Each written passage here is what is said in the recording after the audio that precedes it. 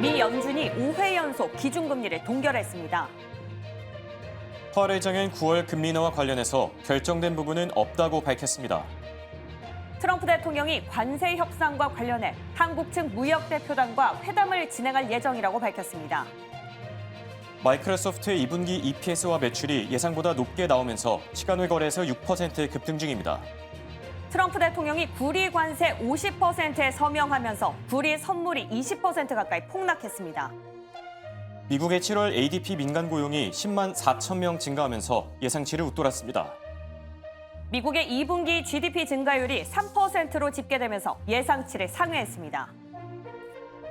메타가 2분기 어닝 서프라이즈 힘입어 현재 시간외 거래에서 10% 급등 중입니다.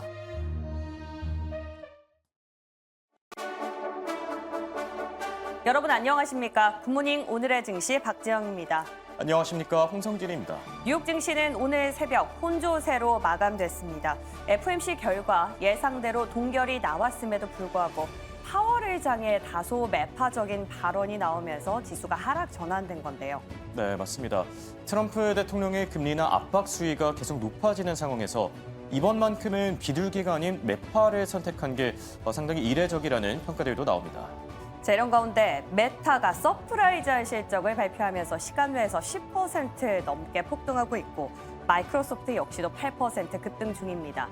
이러한 빅테크들의 실적에 따른 국내 반도체주들 영향 다시 한번 점검해 보겠습니다. 네, 그리고 미국 측이 오늘 오후 현지 시간 기준으로 한국 대표단과 무역 협상을 가질 것이라는 속보도 함께 전해졌죠. 관세 인하를 위한 카드가 잘 준비됐을지 관련 내용들도 함께 체크해 보시죠. 자, 이제 본격적으로 굿모닝 오늘의 증시 출발합니다.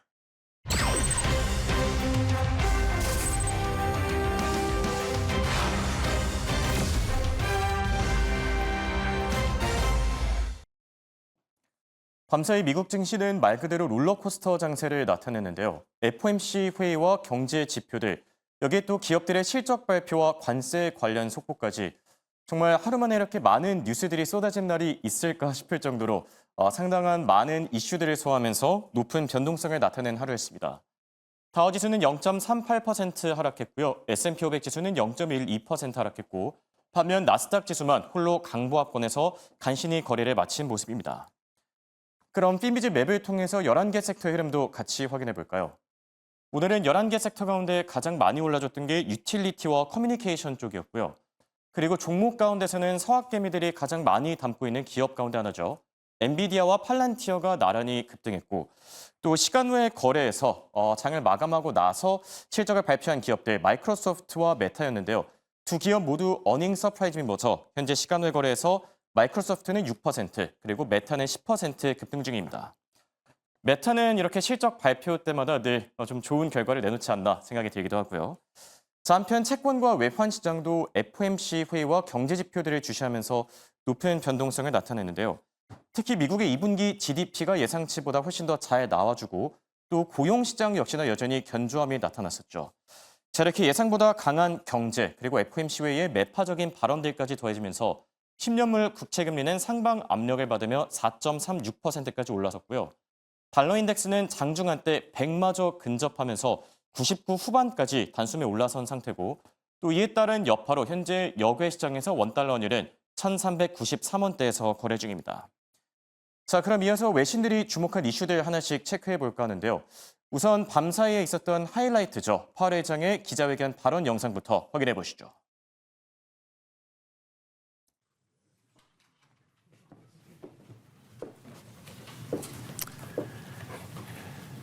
Good afternoon. My colleagues and I remain squarely focused on achieving our dual mandate goals of maximum employment and stable prices for the benefit of the American people. Despite elevated uncertainty, the economy is in a solid position. The unemployment rate remains low, and the labor market is at or near maximum employment. Inflation has been running somewhat above our 2% longer-run objective. In support of our goals, today the Federal Open Market Committee decided to leave our policy interest rate unchanged. We believe that... 네, 제롬 파월 연준 의장의 발언 보고 오셨는데요. 시장 예상대로 우선 기준금리는 4.25에서 4.5%로 동결이 됐죠. 핵심 내용들 위주로 살펴보면 이번 금리와 관련해서 금리 동결에 반대한 인물은 2명이었는데요. 바로 월러 연준 이사 그리고 보먼 연준 부의장이었습니다. 사실 이 정도까지만 해도 시장이 어느 정도 예상했던 부분들인데 문제가 됐던 건 바로 파월 회장의 발언이었죠. 9월 금리 인하와 관련해서 결정된 부분이 아직까진 전혀 없다. 트럼프 대통령의 금리 인하 압박이 계속되는 만큼 이번에는 비둘기를 선택하지 않을까 했는데 비둘기가 아닌 매파 발언을 선택한 겁니다. 자, 그리고 데이터를 더 보고 판단하겠다라면서 다소 신중한 스탠스를 취했는데요. 이렇다 보니 시장의 금리 인하 기대감도 당연히 밀려날 수밖에 없죠. 다음 장 통해서 확인해 보시죠.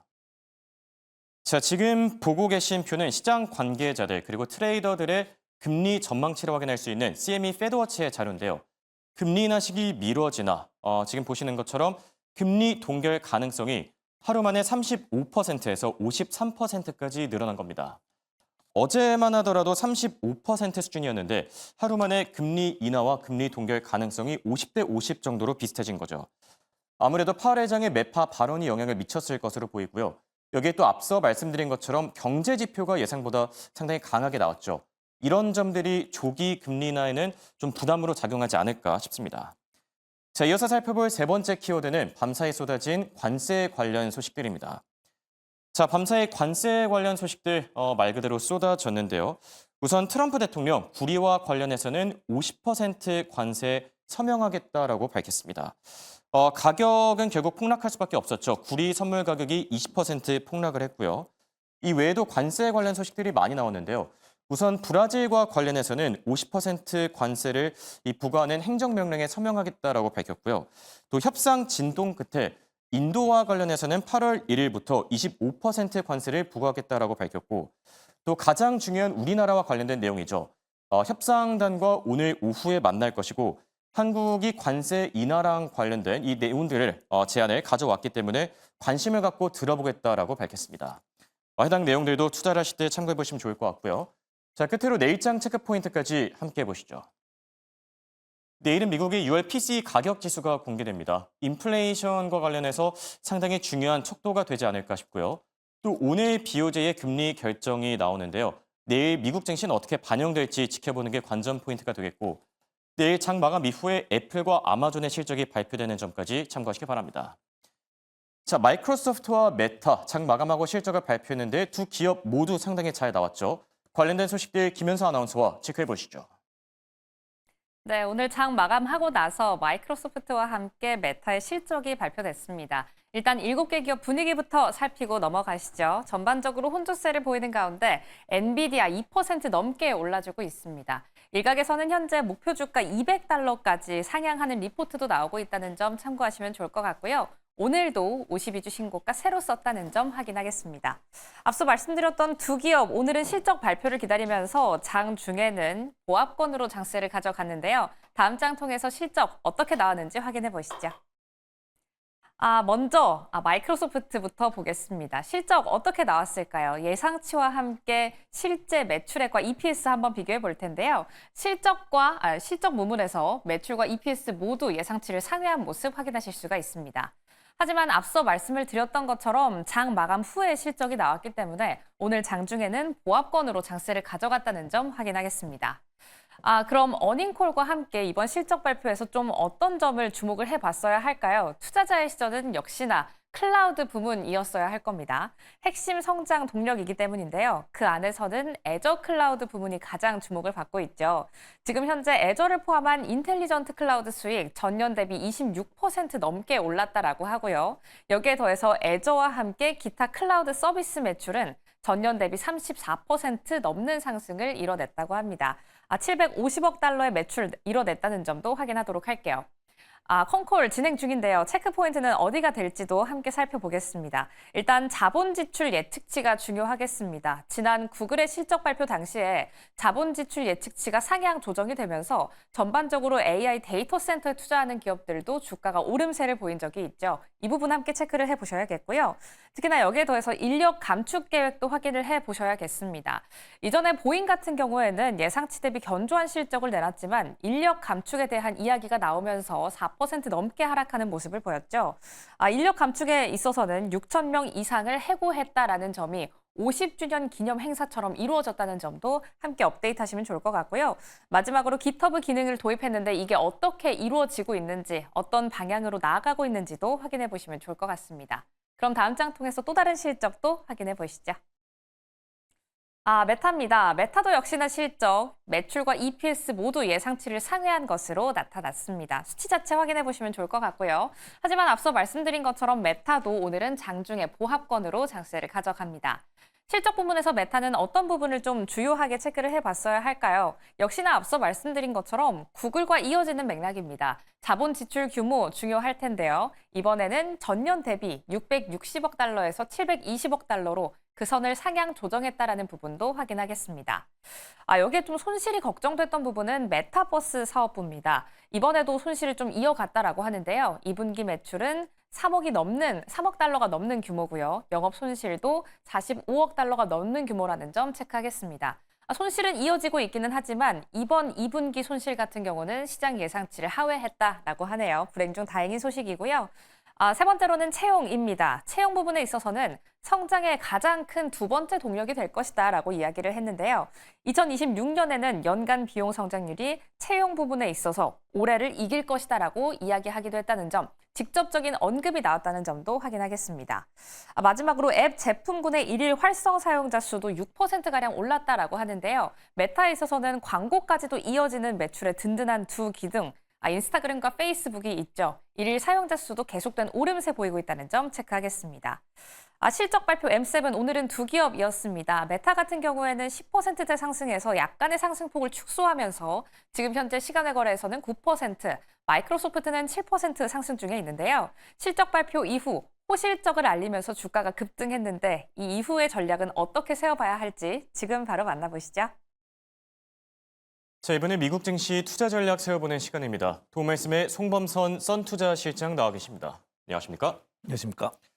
자, 밤사이 미국 증시 말 그대로 롤러코스터를 타는 듯했습니다. 상당히 높은 변동성을 나타내는데 한 줄 평을 남겨주신다면 어떻게 생각하시는지요? 네, 예상대로 금리 인하는 없었다 이렇게 좀 보고 있고요. 네. 뭐 많은 사람들이 이제 금리가 동결될 거라고 예상하고 있었는데 이번에 역시 FOMC 역시 동결이 되면서 크게 벗어나지 않는 시점입니다. 그래서 일각에서는 금리 동결되면은 이거 뭐 시장이 많이 떨어지는 거 아니냐라고 말이 나오기도 하지만 어쨌든 예상치만큼 됐기 때문에 우리가 항상 컨센서스가 중요하죠. 그래서 이런 부분들 봤을 때는 사실 뭐 나스닥이라던가 S&P, 다우 다들 큰 변화는 있었지만 결국은 지금 보합세로 마감을 하는, 그래서 어제 증시와 크게 다를 바 없는 상황이 됐습니다. 근데 물론 중간에는 큰 변화들이 있었어요. 롤러코스터처럼. 그지? 근데 결국에는 약간 수렴하는, 평균값에 수렴하는 이런 장세가 나타났고요. 결국은 제가 봤을 때는 뭐 9월이나 12월에 금리 인하를 할 가능성이 높아지고 있고요. 이런 점들이 뭐 시장 예상치와 좀 부합하기 때문에 낮추긴 낮출 것 같아요. 지금 뭐 미국 30년물 국채가 5% 가까이 되더라고요. 네. 그래서 우리나라 10년물, 30년물보다 2배 이상 높다 보니까 미국이 30년물의 기준으로 봤을 때는, 그래서 이거는 좀 너무 심하다라는 생각이 들고, 미국이 GDP나 아니면 경제적인 규모로 봤을 때도 큰데 지금 어느 정도 줄이긴 할 것 같아요. 근데 예. 인하는 뭐 1년에 2번 한다고 했으니까 그럴 것 같다 이렇게 좀 판단을 하고 있습니다. 네. 사실 성명문이 발표됐을 때만 하더라도 3대 지수가 모두 오르고 있었는데 파월 의장의 발언이 시작되면서 다우와 S&P 500 지수가 꺾이기도 했는데요. 파월 의장의 매파 발언 어떻게 보셨는지요? 그렇죠. 뭐 9월에 안 할 수도 있다. 뭐 네. 이런 말들을 하더라고요. 또 그러니까 약간 감정의 골도 깊어졌고, 트럼프와의 감정의 골 이런 것도 있고, 어쨌든 본인의 소신은 지키겠다. 내가 이제 이 생활을 하면서 네. 내가 뭐 나의 뜻을 굽힌 적은 없다. 뭐 이런 강력한 의지인 것 같아요. 그래서 지금은 뭐 인플레이션이나 관세 부문 이런 것들로 인한 부작용이 크기 때문에 금리를 동결할 수 있다라고 파월 의장은 9월에도 그래서 이렇게 좀 강력하게 말을 했고요. 다만 네. 이제 시장에서는 뭐 9월 금리 동결 가능성을 35%에서 53%까지 늘렸다 보니까 이런 점도 봤을 때는 전반적으로 봤을 때는 뭐 긍정적이지 않나. 그래서 낮추긴 낮출 것 같아요. 왜냐하면 작년 기준으로 봤을 때도 원래 이제 뭐 점도표상 뭐 네. 4번 정도는 금리 인하를 할 것이다라는 말이 나오다가 이제 2번으로 줄인 거거든요. 그렇죠. 네, 그러다 보니까 이걸 아예 안 하기에는 좀 어렵다라고 봐요. 아까 말씀드렸다시피 다른 나라 대비 물론 다른 나라도 브라질 같은 국가는 금리가 14% 이렇게 되더라고요. 네, 그렇죠. 엄청 높습니다. 인도도 막 음. 10% 이렇게 됩니다. 근데 이제 브라질이나 인도 같은 경우는 약간 개발도상국이라고 한다면은 선진국 계열 중에서는 미국이 거의 가장 높은 시점이 아닌가 싶어요. 뭐 우리나라보다도 이제 더 훨씬 경제 규모가 큰데도 불구하고 높다 보니까 일본도 거의 뭐 1%, 2%대죠. 그러다 보니까 확실히 좀 이런 점들은 줄여 나갈 평균적으로 전 세계 이 선진국 지수 대비 평균적으로 줄여 나갈 가능성이 높다 이렇게 좀 판단하고 있습니다. 네. 자, 그리고 방금 전에 속보가 들어왔는데요. 속보 내용도 같이 확인해 보시죠. 대통령실에 따르면은 트럼프 대통령이 한국 협상 대표단과 만난다라고 하고요. 또 결과에 따라 긴급 브리핑을 전한다고 합니다. 다시 한번 전해드립니다. 대통령실의 자료였고요. 트럼프 대통령이 한국 협상 대표단과 만나고 결과에 따라 긴급 브리핑을 남길 것이다라고 밝힌 점, 네, 함께 참고하시면 좋을 것 같습니다. 자, 관세와 관련된 이야기들 지금 계속해서 뭐 속보도 그렇고 쏟아지고 있는데 밤사이 뭐 구리 관세 서명을 하고 또 브라질에 대한 관세, 인도에 대한 관세 그리고 우리나라 협상단과 관련된 이야기도 남겼는데 이 부분도 같이 정리해 주시죠. 그렇죠. 우리나라 협상은 뭐 상당히 좀 지금 오늘이 거의 마지막 데드라인이 네, 아닌가 그렇죠. 싶어요. 그래서 좋은 소식은 나왔네요. 그래서 지금 트럼프 대통령이 만난다고 하니까 이런 점들은 오늘 좀 기대를 해볼 수 있는. 근데 오늘 뭐 국내 증시는 정말 변동성이 클 것 같습니다. 네, 그렇죠. 왜냐하면 이게 되느냐 안 되느냐에 따라서 사실 8월 1일까지 발효였기 때문에 그런 뭐 연기를 한다 이런 뉘앙스도 약간 비춘 것 같은데 트럼프가. 하지만 그건 아직 모르는 거기 때문에 또 바뀔 수도 있고. 자, 그래서 오늘이 거의 뭐 운명의 날이 아닌가 싶어요. 한국 증시에서는. 그래서 한국 증시 역시 굉장히 더 큰 롤러코스터를 타지 않을까 싶고요. 저는 뭐 방금 말씀해 주신 것처럼 구리 같은 경우가 정말 놀랍습니다. 이게 지금 사실 구리를 50% 관세 서명했던 것이 이 폭락을 했는데 구리가 이제 지금 4월부터 계속 올랐어요. 예, 구리 그렇죠. 가격이. 그래서 구리 선물 가격이 꾸준하게 오르고 특히 뭐 지금 최근에 6월, 7월에는 엄청 올랐습니다. 7월에는 계속해서 고점대를 이루면서 5.9달러대를 올랐는데 갑자기 또 급락세가 나타났기 때문에 그렇죠. 이거는 지금 전반적인 물가의 문제거든요. 예. 그래서 우리가 구리는 미스터 코파라고 해서 이 산업에서 가장 중요한 겁니다. 어떻게 보면 철보다 더 중요하다는 말이 있어요. 근데 이렇게 그냥 급락세가 나가다 보니까 이 실물 물가 상승률 이런 것들에 상당히 큰 영향을 미칠 것이다 이렇게 좀 판단을 하고. 근데 이제 뭐 산업적으로 보면 물가가 떨어지면 좋긴 하죠. 자, 그런데 이렇게 너무 갑작스럽게 움직인다는 거는 충격이 예. 크다 이렇게 보고 이 선물 시장에서는 또 손실이 난 사람들도 많을 것이고 또 수익이 난 분들도 많을 텐데 해외 선물하시는 분들은 어쨌든 이런 가격들 저는 뭐 어떻게 보면은 우리가 이제 이런 금속에 투자하는 것도 있거든요. 사실은 저는 ETF로 금속 투자도 하고 있는데 실제로 금속이라 그러면 철이라던가 구리 뭐 이런 것들이 있는데 여기 금속 구리 가격이 이렇게 많이 떨어졌다고 한다면 언젠가 또 회복이 되거든요. 이런 인플레이션이. 그래서 저는 뭐 금속에다가 투자 이번에 좀 노려보는 것도 상방으로 네. 노려보는 것도 좋겠다 이렇게 좀 말씀드리겠습니다. 네. 자, 관세 관련 내용들까지 체크를 해봤고요. 이번엔 종목단으로 넘어가 볼까 합니다. 장 중의 주인공이 FOMC랑 관세 관련 소식들이라고 하면은 장 마감 이후의 주인공들이 바로 마이크로소프트와 메타였었죠. 후실적을 발표했는데요. 우선 마이크로소프트의 실적 어떻게 평가하시죠? 마이크로소프트 뭐 예상대로 뭐 괜찮게 잘 나왔다 이렇게 좀 보고요. 마이크로소프트의 그런 인스타그램이라던가 기존에 했던 인스타그램 아니죠. 메타가 인스타그램. 예, 제가 잘못 예. 말씀드렸습니다. 마이크로소프트는 긍정적인 평가를 잘 나오고 있고 금융이나 제조, 국방 이런 쪽으로 네. 애저 기반 AI 서비스가 잘 되고 있습니다. 그래서 세택률이 증가를 하고 있기 때문에 마이크로소프트의 이런 점들은 좀 잘 되고 있고 뭐 이번에 뭐 기존의 윈도우 같은 부분들 잘 되고 있잖아요. 그래서 네. 윈도우 10은 종료를 하고 윈도우 11 위주 11번 위주로 하고 있는데 또 12번이 나옵니다. 윈도우 12가. 그러면서 이런 점들에 대한 새로운 제품에 대한 그런 독점력, 윈도우를 안 쓰기가 어려워요. 이런 애플 거를 쓰지 않는 이상 뭐 이런 뭐 리눅스라던가 이런 OS를.